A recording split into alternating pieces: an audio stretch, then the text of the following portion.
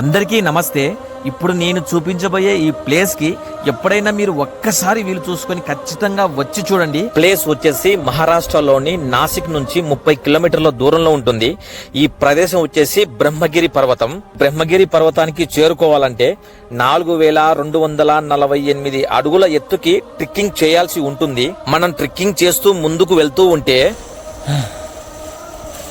సోదరా ఏమైంది కూర్చున్నావు? మనం తినడానికి మధ్య మధ్యలో మొక్కజొన్న కంకులు, కీరదోసకాయ, వాటర్ బాటిల్స్ ఉంటాయి.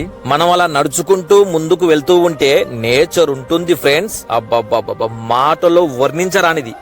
ఎటు చూసినా ఎత్తైన కొండలు, కొండలపై నుంచి జాలువారుతున్న వాటరు, చుట్టూ మన పరుపులా పరుచుకున్న పచ్చదనం. అసలుకు మనం ఒక స్వర్గానికి వచ్చామా అనే ఫీల్ కలుగుతుంది ఇక్కడ. ఈ అద్భుతమైన అందాల్ని ఆస్వాదించాలంటే మనం ఖచ్చితంగా వర్షాకాలం గాని చలికాలం గాని రావాలి ఇక్కడికి. మొత్తానికి ఈ ప్రకృతి అందాల్ని ఆస్వాదిస్తూ మాకు తెలియకుండానే 4248 అడుగుల ఎత్తులో ఉన్న బ్రహ్మగిరి పర్వతానికి చేరుకున్నాం.